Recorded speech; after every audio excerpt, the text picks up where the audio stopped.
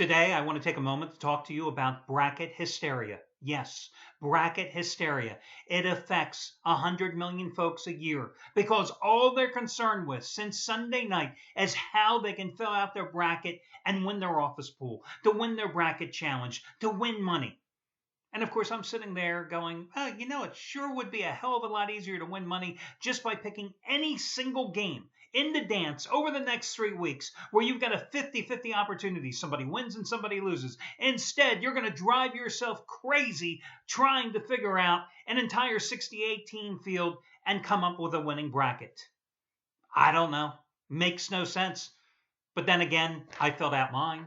You're filling out yours. That's why you're watching this video report. That's probably why you watched at least one TV show on one of the major national networks or your regional sports networks that had their bracket previews. You've heard all the advice from the columnists, the guests, etc. on radio. You've read the various newspaper columns telling you, hey, avoid this one. Look for this one. Consider this upset. And then, of course, you have the so-called experts. These are the same experts who I believe when the Powerball gets to a certain point, they're actually dispensing advice. Well, you want to pick multiples of 3 numbers in a certain range of 30 to 40 or 20 to 30.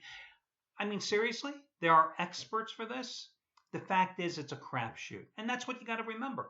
Again, you bet on any single game in the tournament, it's a 50-50 betting proposition. If not, it's just a crapshoot. But I will tell you this.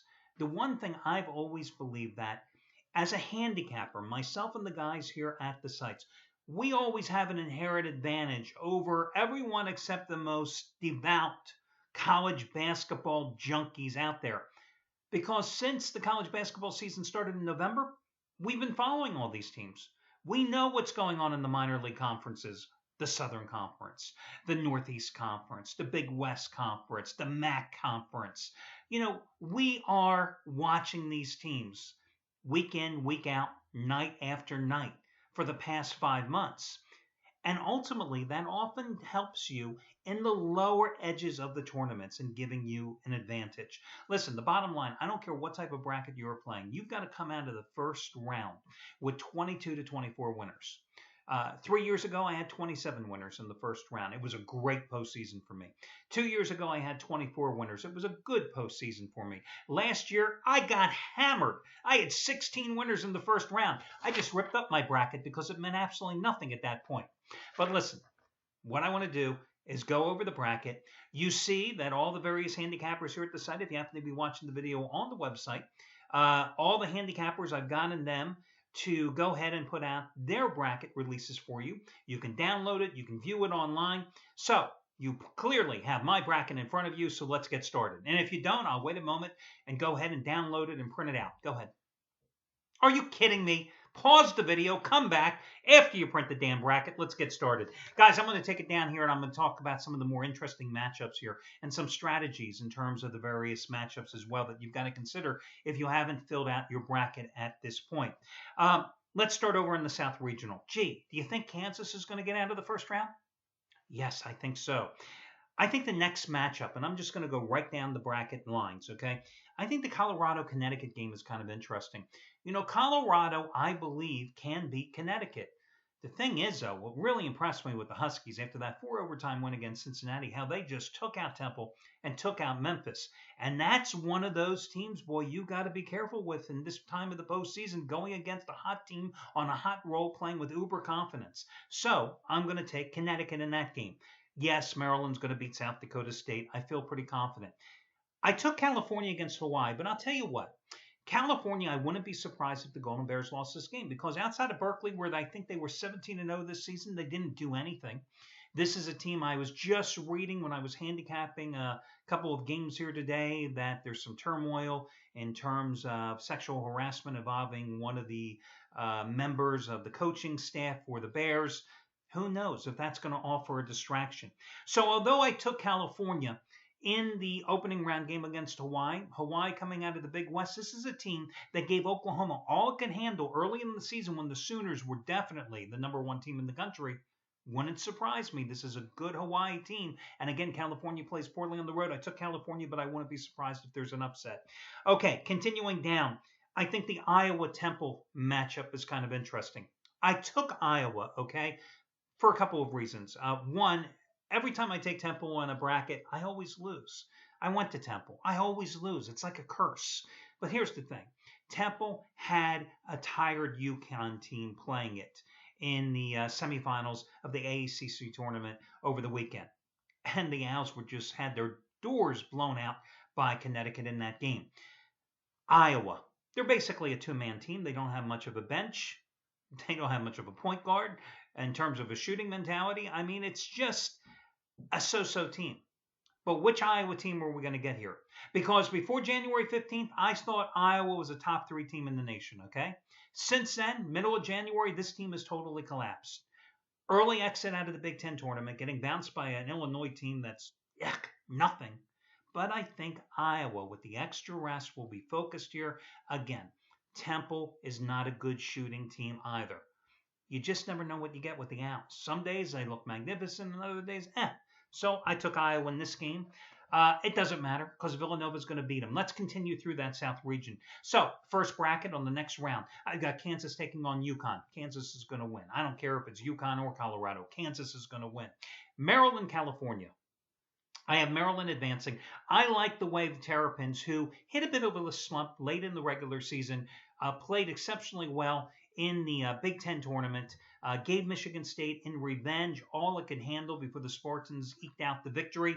So I like Maryland in this, and I like Maryland to beat no matter who their opponent is, whether it's California or it's Hawaii. It makes no difference to me. Maryland is advancing. I've got Arizona and Miami in the next bracket. I've got Iowa taking on Villanova. Listen, I've got Arizona and Villanova advancing. Arizona and Miami, go back a step. I have Arizona. Wouldn't surprise me if Miami got the job done. That's just how I feel about the Hurricanes and the Wildcats. This is not a vintage Arizona team, so you never know what to expect. And then, of course, I have Kansas taking on Villanova and Kansas advancing to the Final Four. Something else before we go down to the West region that you have to consider. So many times, like, for example, let's go back. Talk about Colorado, Connecticut. So many times people will spend so much time agonizing over a first-round matchup. It doesn't matter. Yes, I think you have to have 22 to 24 wins in the first round in order to even have a successful bracket. But at the same time, if that first round game is driving you crazy, take your choice and look ahead and see what their next opponent's going to do and who that will probably be. Because it's how many teams you keep advancing through the tournament that is also going to earn you hopefully some money or at least some credibility around the water cooler. Did they still have water coolers in offices? I don't know. I haven't worked in an office since 1992. Wouldn't know. Okay, on we go. In the West, I think the first interesting game is going to be St. Joe, Cincinnati. I didn't like the way the Bearcats played on the road all season long. I certainly wasn't impressed with the fact that they lost in quadruple overtime to Connecticut.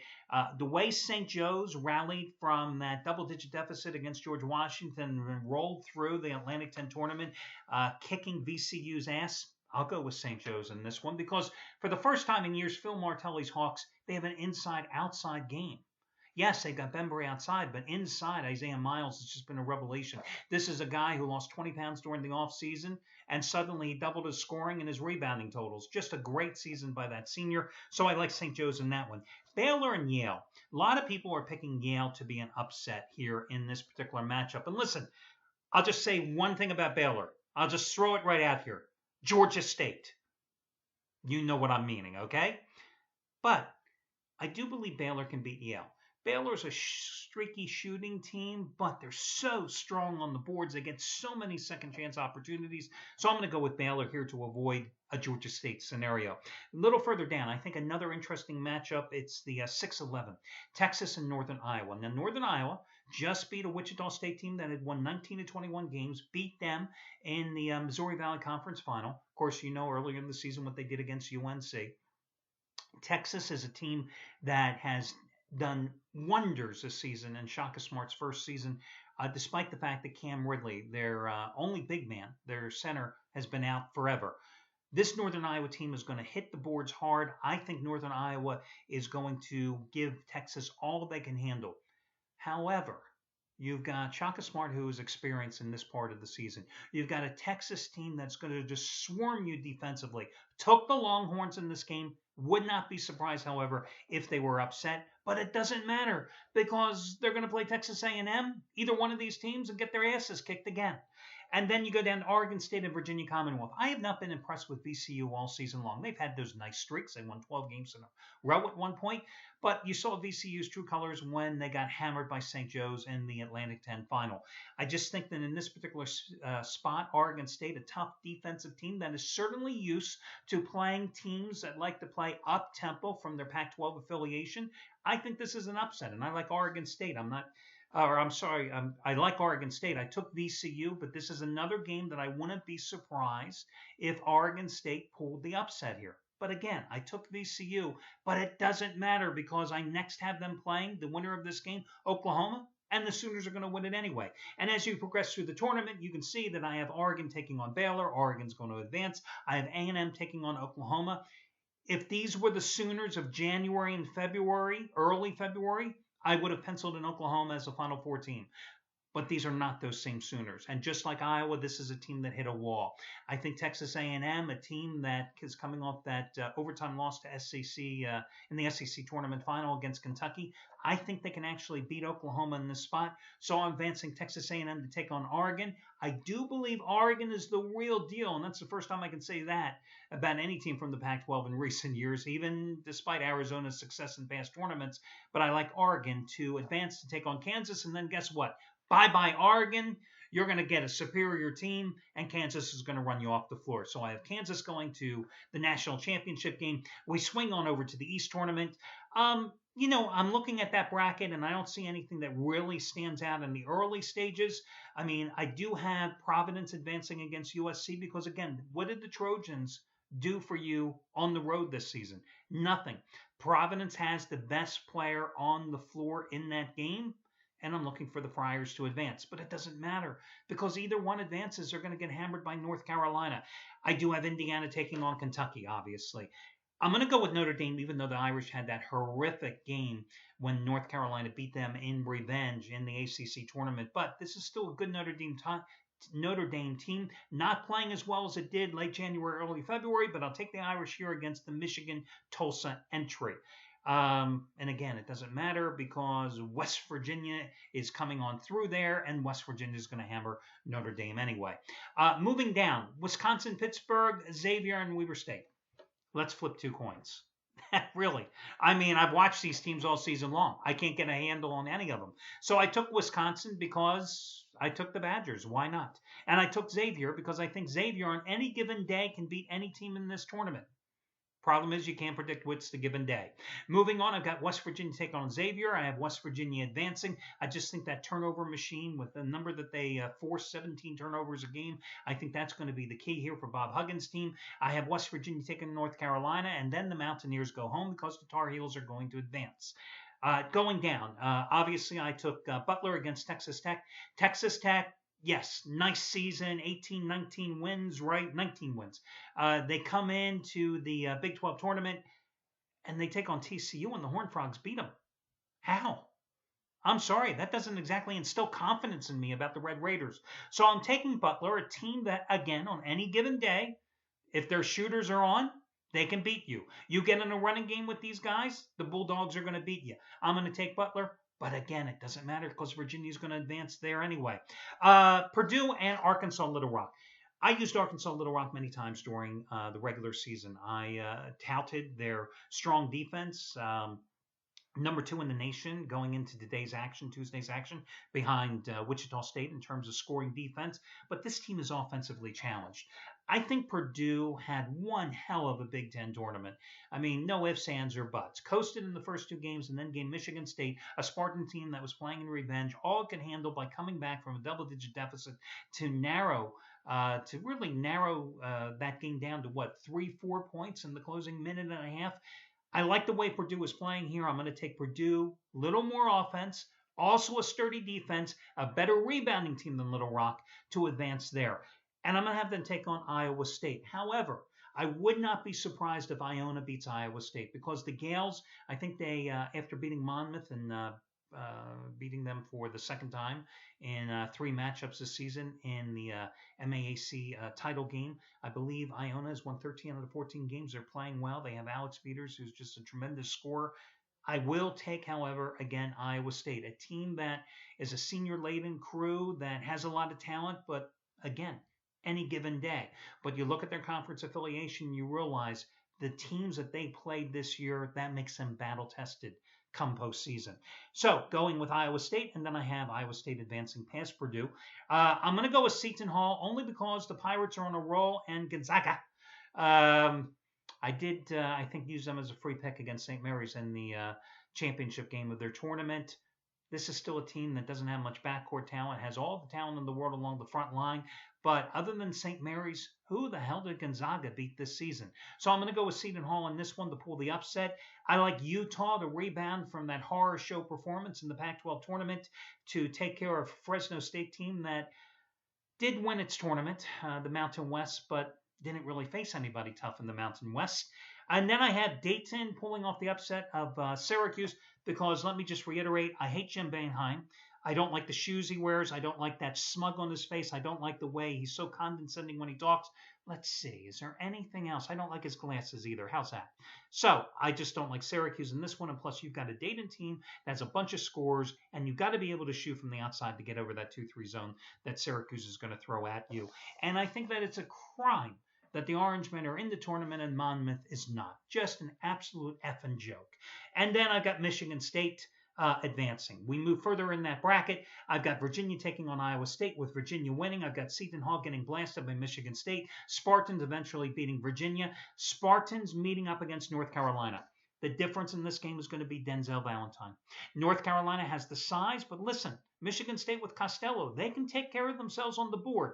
They are not as big along the front line, but Michigan State is a better shooting team because Marcus Page really didn't have any type of season. Started the season injured, had a nice little run, but never really developed into that offensive force on the floor for the Tar Heels this season. And Bryce Johnson really was the guy that led them so often. Michigan State has Bryn Forbes, who is, he hit almost 51% of his three-pointers this season. Valentine can kill you. They just have so many options. They are going to beat North Carolina. So that sets up your championship game. Michigan State and Kansas, no ifs, ands, or buts. Michigan State is going to win this. It's Tom Izzo's time. This is a team that is peaking. This is a team that had just one loss in its final, 14 games of the year. And that was an overtime by 1 point at Purdue. And, of course, they avenged that on Sunday. How Michigan State is not a number 1 seed is beyond me. But listen, Michigan State has such an easy route, I feel, to the Final Four after taking only on Virginia. That's going to be the toughest competition. In many ways, they got a break because if Michigan State was over in the East, you could have played Indiana. You could have played Kentucky. You could have played West Virginia. You could have played Xavier. It's by far, to me, the easiest bracket of the tournament to advance. Once again, I'm going with Michigan State. I hope that helped you. Good luck, everybody. I'll talk to you again on my daily video report.